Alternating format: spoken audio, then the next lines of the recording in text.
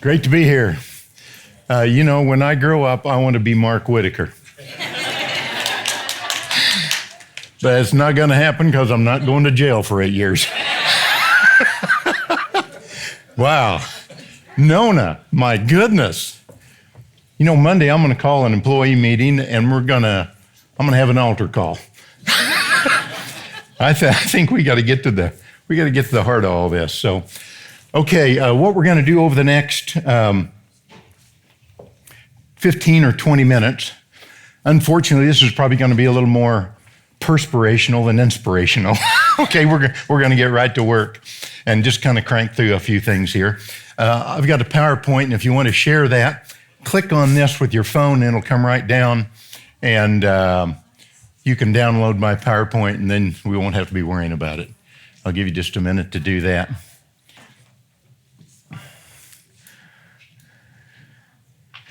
There is a 1995 charge, but don't worry about that.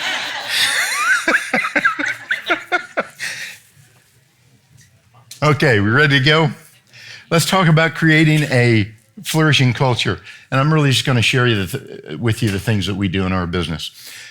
Here is where I think it all starts. We as leaders in our business have to make a promise to our team members, and this is the promise. Our promise is to help you become the best person you can be. Our promise is to help you become all that God wants you to be. We want to help you flourish, okay? And if you're going to flourish, you need three things.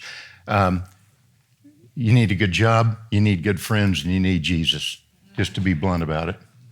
Good friends, good job, and Jesus. We get really fancy on that. We call that economic, social, and spiritual capital, okay? But and I think that goes back to Genesis 2:15 through 18. Genesis 2:15 says, I put man in the garden to work. The first thing you need is material provision. You'll get that if you work. The second thing, verse 18, says it's not good for man to be alone. We all need good friends, i.e. starting with the spouse, and I think that's social capital. The third thing we need in verse 16 and 17 says, by the way, don't eat the fruit of that tree over there, then you'll know the difference between good and evil. It's the first time God gave us a moral code, a purpose for living, as it were. And so we call that spiritual capital. So to have a great culture and to help all of our team members get where they want, we need to give them a good job. We need to help them have good friends and hopefully share Jesus with them. So how do we create a flourishing culture? This is really, really important. I think many companies start with practices. We start with principles. Principles define people. People determine practices. Practices drive performance. If you got a performance issue, it's because your practices aren't right. And if your practices aren't right, your people are not quite right. And if your people aren't right, it's because your principles aren't right. So we are a principle-driven company. Now, so I would just really encourage you, focus on the principles and not the people if you want to create flourishing. Now, here is where I'm really close to good old Mark. Our values are the same values that he has. So it all starts with principles. This is our framework that we run our company by, okay?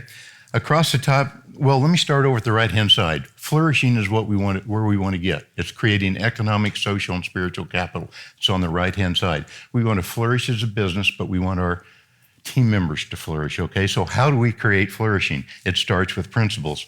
We believe there are 4 key disciplines in a business: purpose, strategy, operations, and execution. The purpose of your business answers why you are in business. Strategy answers who are you serving. Operations answers how are you serving. And execution says what's my impact. So we look at those 4 key things, and then what are the drivers that makes that all happen? So the principle that drives purpose is to honor God. Our first principle is to honor God because that allows us to drive flourishing. Our second principle that has to do with strategy, because strategy with who is about serving people. The third principle is about operations, and we want to be excellent. And the fourth principle is about stewardship. If you are good at purpose and strategy and operations, you are going to have something to manage and to steward, okay? So we think that's the stewardship of capital. The second thing then we move to is people. Because many of our team members are not believers, we really focus a lot on what we call the 4 C's. If you honor God, you're going to become a person of character. If you're going to connect, if you're going to serve people, you need to be a person of connection. If you're going to be excellent, you've got to be competent, and if you're going to be a good steward, you got to be committed. So you're going to hear me talk a lot about the 4 C's: character, competence, commitment, and connection. We drive everything we can in our business through those 4 things. We hire on those 4. We have questions to find out if you have character, competence, commitment, connection. We review you on those 3 things. We make decisions on those 4 things. And so everything is kind of driven by those 4 C's. It makes it very easy for people to understand how and what our expectations of them are.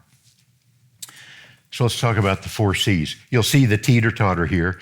You have character and commitment. Those are absolutes. They're on either end of the teeter-totter, okay? They're kind of like being pregnant. You either got them or you don't, okay? You either have character or commitment. You have character and commitment, or you don't have them. Those are absolutes. In the middle of the teeter-totter are connection and competence. Those are relative. They depend on what each one of your individual team members has. In other words, if you're looking for a good sales guy, you want a high connector, okay? If you want somebody that's detailed engineering, you probably want somebody that is more task-oriented, more competence-oriented, okay? But what we're looking for is character, connection, competence, and commitment. There's a 5th C that I'm going to throw in here, and that's called capacity. You'll see that on the teeter-totter. This really has to do, we really look for this on our more senior leadership team. The higher up you go on the ladder, the more capacity you need to have. Capacity is your ability to synthesize those 4 C's. In other words, I don't think you can be the CEO if you don't connect and if you're not very competent. You have to have all 4 of those. The better you are at synthesizing those, the more capacity you have, the longer the teeter-totter can get. And the longer that gets, the more important it is that you are able to balance that out. So the 4 C's are really critical to us. So how do we create those 4 C's in our business? We go back to John 15. I am the vine, you are the branches. If you remain in me and my words remain in you, you will bear much fruit. How do we create this culture that bears a lot of fruit, as it were? There are 5 things that we think are really important. Tilling, which is you've got to till your soil. You have got to create a culture in your business so that when you bring people in, they're going to thrive. You can't have terrible, rocky, clay soil. You've got to have good soil for your people to thrive in. So the first thing you need to do is what we call tilling. That's defining your culture, and I mean really defining it. We're going to go into that in a minute in a little more detail. The second thing is planting. You can't take bad plants and put them in good soil and expect to have a great culture. Consequently, you can't take a good plant and put it in bad soil. You're going to wind up in the wrong spot.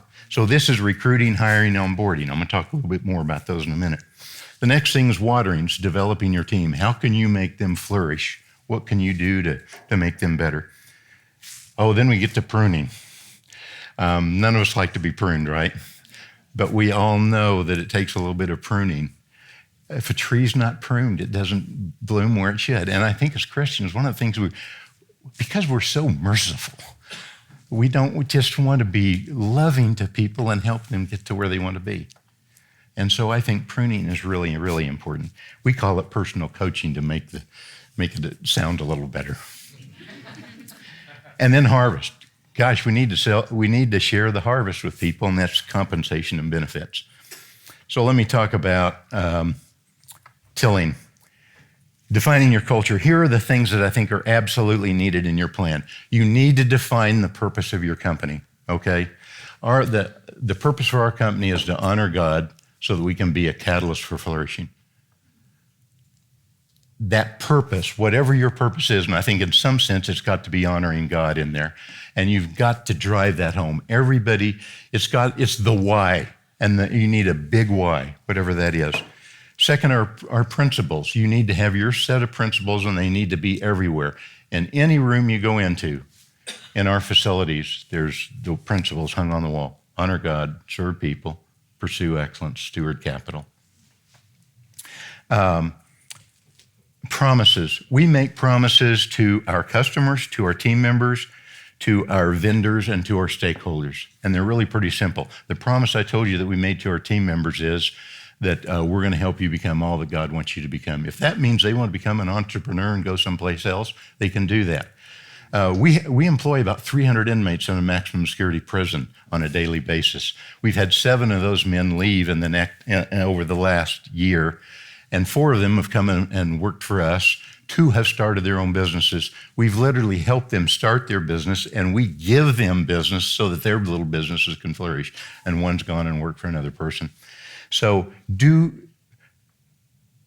every person that works for you, how can you help them become all that God wants them to become? Powerful, I think. Policies, those are all the X and O's, and there's manuals full of that stuff. And plan, you need to have plan. I'm going to show you that in just a little bit. Planting. Boy, this is really, really important. Recruiting, hiring, and onboarding. Define exactly who you are looking for with the 4 C's. I mean, literally, for every job we have a sheet of paper, and it talks about, of course, character and commitment are kind of given, but we literally talk about how well they have to connect and what the competencies are that they really need. Execute the process with vigor. I think we hire people because we know them, or because we feel sorry for them, and if that's your mission, we hire some of those folks because we want to, okay? We hire 300 inmates. These guys are murderers and rapists and drug dealers, and I wouldn't normally hire them, but it works out great for us. So you might want to do that, but I think overall you want to really hire the best people you can, and you need a very rigorous process to do that. References, I think, are critical, and we have a metric that if we hire more than 10% of our applicants, we're probably not rigorous enough. So in any particular job, we ought to have 10 people looking for that one job. So I think it just really makes things look a lot better.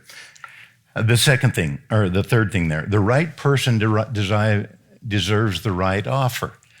Don't be cheap. If they're the right people, hire them. If they're God-fearing, competent people, let's compensate our people well. I just think that's really, really important. And not that there's not negotiation that goes on when you're hiring somebody, okay? I understand that. But I think that's really important. Onboarding versus orientation. Orientation is, here's your key, here's where you hang your coat, and here's where the bathroom is. Onboarding is 30 or 40 or 60 days of intensive, this is our purpose, these are our values. You go speak with the president, you sit with this person. We are inculcating people into the culture, and if you don't put those people through this process, we've just seen it. It's very interesting. 15 years ago, we entered the prison, and I was in there maybe 90 days, and I said, these guys don't have much of a vision in life. And so I stood before him and I said, our goal is to have the best prison in the United States of America. And these guys just laughed at me. They just literally laughed me out of the place. And I said, the way we're going to have the best prison is we're going to help you become the best inmate, the best resident of that prison you can become. And after about 90 or 120 days, they began to believe us. And now the culture is so strong in that prison. When a newbie comes in, within 30 days, they are in, our culture is so strong, we just don't even have to worry about it. And I think when you onboard well, then all of a sudden, all your other team members begin to be the onboarding agents instead of you. But I still think that's a really terrific process. Watering. Make sure you have personal development and make sure you have professional development going on. Let me talk about chaplains. Mark mentioned this, and this has been a powerful thing for us. I think we have about 1,350 team members, and I think we have nine chaplains. We had our quarterly board meeting a couple of days ago, and I'll just give you the numbers they shared with us. Over the 1,350 team members, we had a little over 1,200 confidential conversations over one quarter. And a confidential conversation is not, hey, how are you doing? It's talking about marriage, divorce, drug problems, something. 1,200 confidential conversations. We had 98 gospel conversations. We had 7 conversions in the last quarter. And I just think, back to Nona's point, we've got to be really prolific and bold in what we're doing there. Chaplains, I'm a big fan of that. And I think feedback is essential. You've got to be talking to your people. Over there on the right, it says, how's your team doing? We have iPads located throughout our factories, and literally on Fridays, people go over and we ask them to hit one of those 3 faces, green, yellow, or red, okay? And if they hit red, then another screen comes up and says, why are you sad, or whatever the thing is, and they type in, my mom died, blah, blah. On Monday morning, that all electronically goes back to their supervisors, and we know the morale of our troops almost instantaneously. If we see morale going down for 2 or 3 weeks, we order the ice cream truck up at 2 in the afternoon, or whatever it might be. And so I think feedback is really, really essential. Here's our social spiritual plan. So we want to create economic, social, and spiritual capital. So essentially what we do is we do this every year. We have a little SWOT analysis. So we do a SWOT on our social spiritual condition. We look at the assets that we have. What people are really excited about this? What property do we have? Do we have rooms? Do we have access to mission trips? What kind of intellectual property do we have? We've got a whole library. We've got 15,000 hours of online education that people can have access to free. So we add that all up, and then we go over, we talk about, our financial, relational, emotional, spiritual. We do a little analysis on where do we think our people are. From that, we then do a quarterly plan, 4 quarters during the year, and we literally have a list of about 100 things that we can potentially do, and we plug those in each quarter to help them with character, connection, competence, and commitment. It may be a mission trip, it may be a fathering class, it may be a personal finance class, it may be how to get a black belt in lean manufacturing. So we give all these things, we're providing these things for people all the time. Pruning. Here are the 3 questions that I think every team member needs to have answered. What am I to do? You need a great job description so they know exactly what they're to do. The second thing is, how am I doing? I think that's so easy to let that slide. And I think you need to answer the question, how am I doing? And will you help me if I'm not succeeding? They want to know that. So practical application for this. We have a daily stand-up. Everybody in the organization gets together for 5 or 10 minutes every day, and it's a stand-up because we don't want it to last more than 5 or 10 minutes. So we do a daily stand-up. What was good yesterday? What was bad yesterday? What are we doing today? We do a weekly check-in. That's a supervisor one-on-one with everybody in their department. We do a monthly one-on-one that's still, we go to them. We don't bring them into the office. We go to them. They're in their territory. We make it more comfortable for them. And then we do semi-annual coaching where we literally sit down and go through where they are. Harvesting. I think the bottom line on this is just exercise a little faith and pay your people well.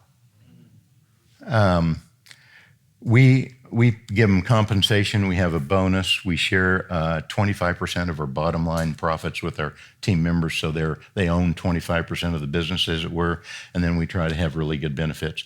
One of the things we do is we do give them a total compensation worksheet. This has been really powerful because people just look at their check stub or they look at the check, and it's half of what it really costs us. So once a year, we give them this compensation worksheet, and when they see that, they go, wow, you're paying, or I'm costing you that much. It's a powerful thing.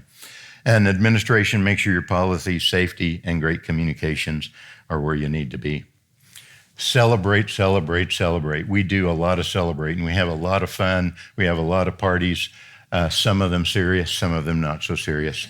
We give 4C awards out, so all the team members in a particular location will vote on their other team members to give a character, connection, competence, and commitment award. That's been really powerful, and we really make a big deal out of that.